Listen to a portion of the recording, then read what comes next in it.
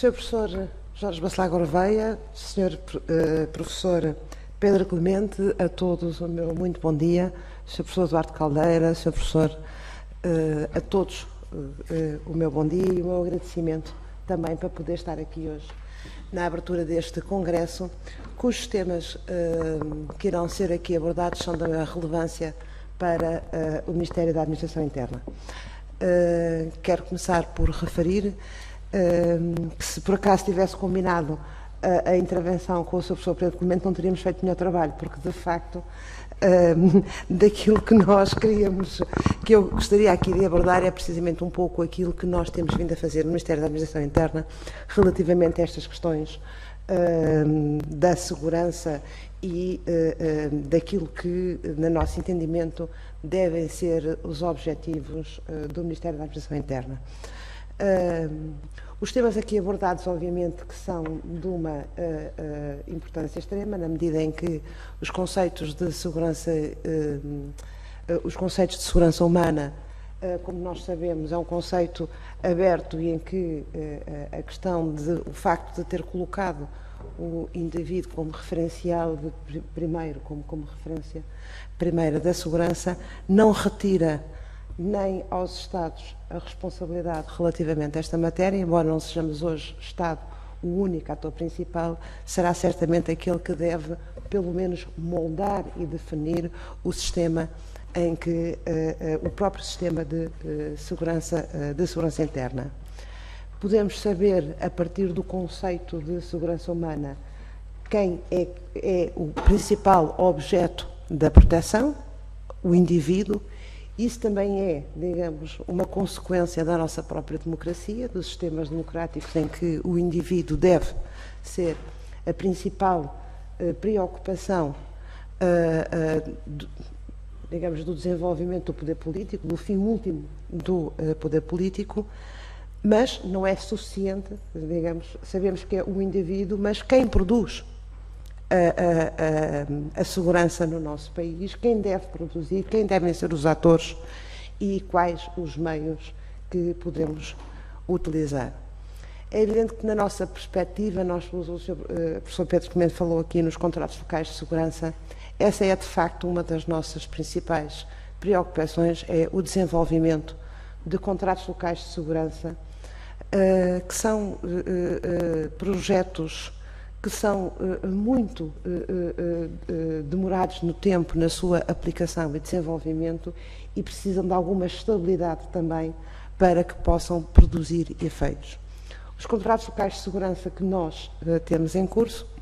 acima de tudo aqueles que nós designamos de MAI-Bairro, acima de tudo para as áreas urbanas sensíveis, têm essencialmente a ver com 4 fatores essenciais, ou 4 eixos essenciais de intervenção. O primeiro é a prevenção da delinquência juvenil. Consideramos que é um fator decisivo para o desenvolvimento do país, o não permitir, ou pelo menos evitar tanto quanto possível, que os nossos jovens sejam capturados pelos gangues juvenis.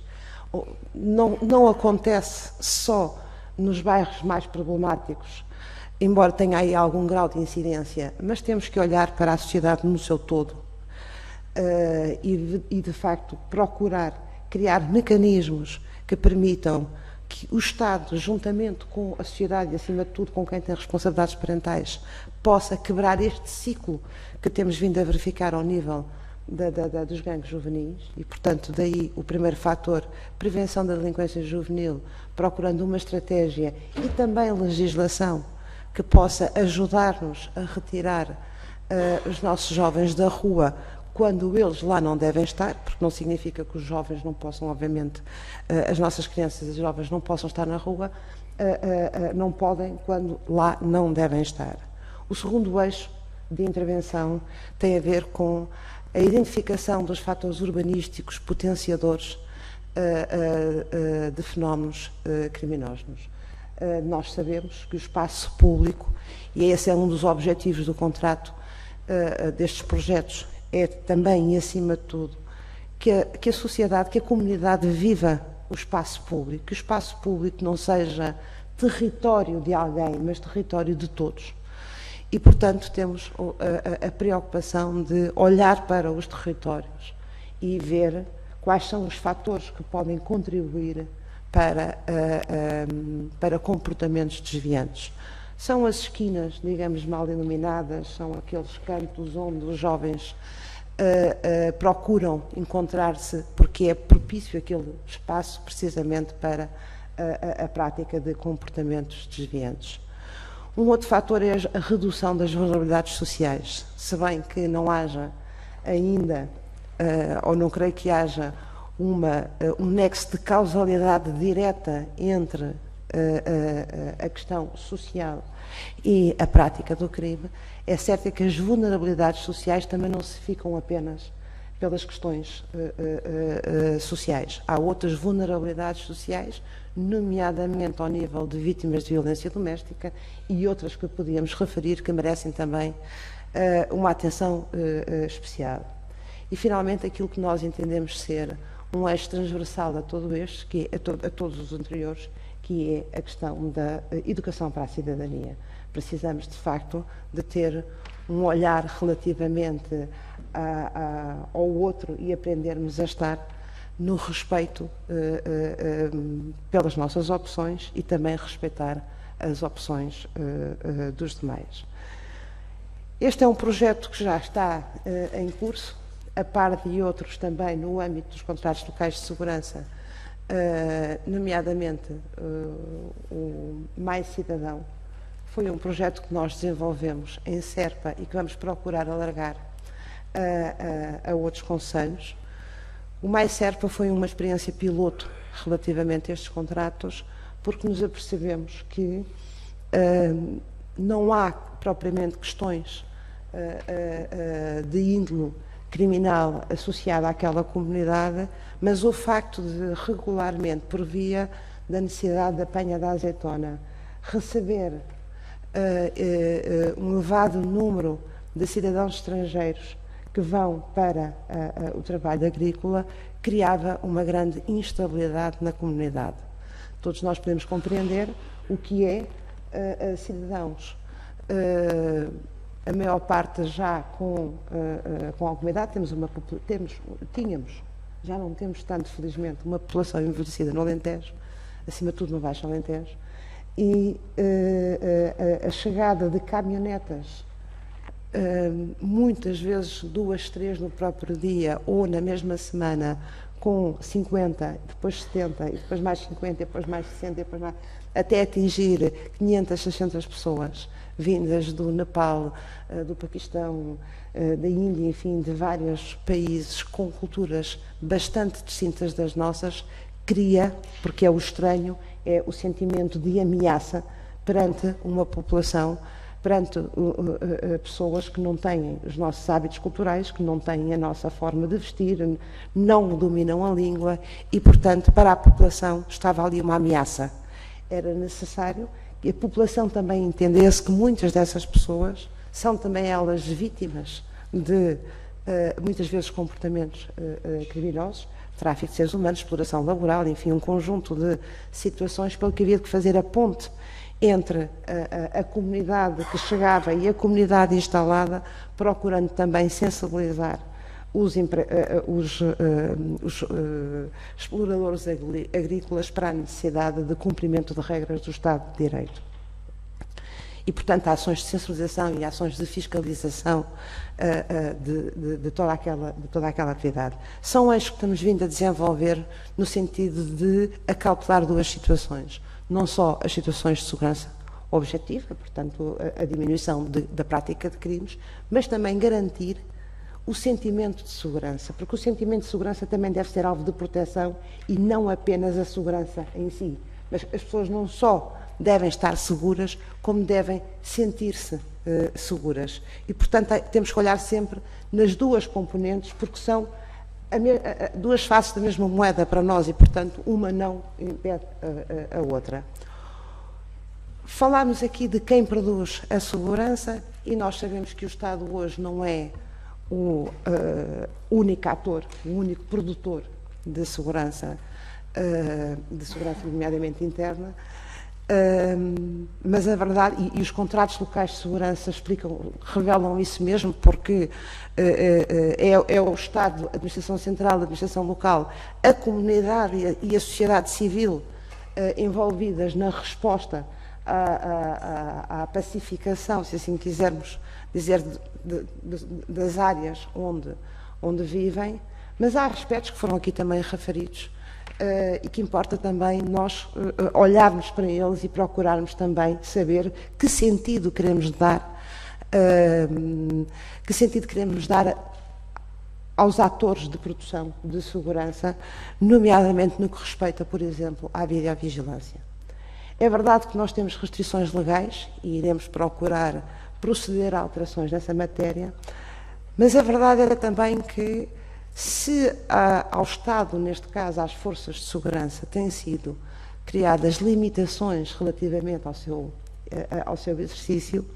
a verdade é que a sociedade não se tem revelado preocupada com o facto de termos milhares de sistemas de videovigilância espalhados por todo o país, não em locais públicos, mas em locais de acesso ao público, onde andamos todos os dias e não há, até hoje, questões relacionadas com problemas de violação da privacidade. Se existe ou não, não o podemos saber, que não têm sido relatados, também é verdade que não o têm sido.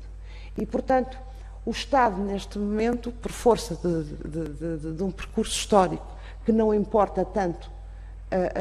apurar, mas a verdade é que chegamos a um ponto em que a videovigilância é hoje desenvolvida pelo setor privado. E nós temos que nos perguntar se o Estado entende que deve ou não aceitar a privatização da prevenção criminal em determinadas áreas. Isto para chegar à questão de saber se eu posso estar sujeita à videovigilância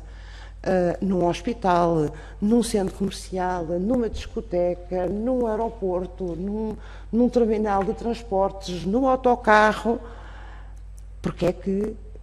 a polícia não pode aceder, pelo menos online, a estas imagens, para também não só ter o papel preventivo que lhe cabe, não em exclusivo, mas também, obviamente, dele não se pode demitir, e também, obviamente, para, e por que não, controlar também a forma como essa recolha e tratamento de imagens é feito, sendo certo que para tal temos também de criar mecanismos de monitorização e fiscalização relativamente a essa atividade. É evidente que o Sr. Professor Pedro Clemente falou que mais segurança é mais liberdade. Bem, há o binómio, há um limite, há o princípio da proporcionalidade relativamente a esta matéria, para não acordarmos e não termos um Estado policial. Temos de ter consciência de que, por imperativo constitucional, mas com fundamento, digamos, não é só o imperativo, não é o existir um imperativo constitucional que dá legitimidade, é o fundante, o referencial fundante da própria norma constitucional que nos deve guiar nesse sentido e procurar aqui também o equilíbrio entre aquilo que é a liberdade do indivíduo e a necessidade do Estado para a ação. São vários os temas aqui que vão ser tratados e que naturalmente iremos acompanhar também ao longo do dia com a doutora Mónica Landeiro do Gabinete, que irá acompanhar o Congresso, precisamente pela relevância dos temas que aqui serão tratados. É evidente que as questões do terrorismo, todas essas questões, obviamente, que são parte das nossas preocupações diárias, mas também não queria deixar de fazer uma referência, precisamente por ser um dos temas que aqui vai ser tratado, que tem a ver, ou que está relacionado com a violência no futebol. Também nesta matéria devo dizer que, pese embora seja essencialmente um tema relativo ao comportamento dentro do estádio de futebol,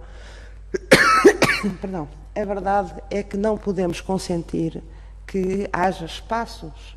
na nossa sociedade que são, por norma,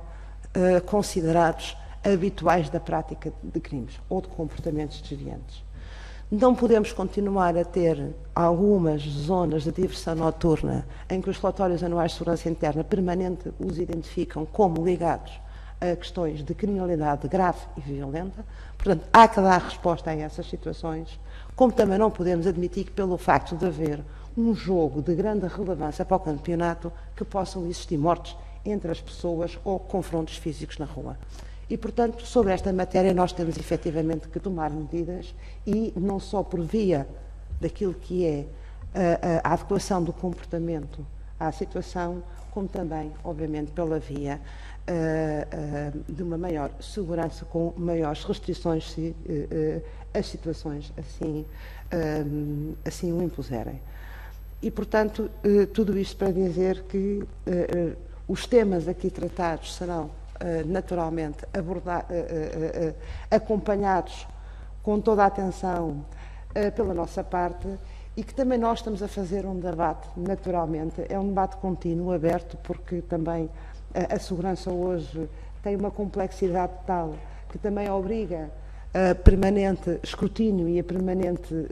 visionamento, no sentido de conseguirmos atingir os objetivos que nos é imposto e que temos a obrigação de dar resposta. E, portanto, são temas que também nós refletimos, procurando seguir rumos que nos parecem ser os adequados no Estado de Direito, obviamente, em que vivemos e queremos manter. E, portanto, desejo as melhores felicidades no desenvolvimento dos trabalhos, e estou certa que irão ser para nós um contributo importante para a atuação que, no fundo, em termos de segurança, nos envolve a todos nós. Muito obrigada, um bom trabalho.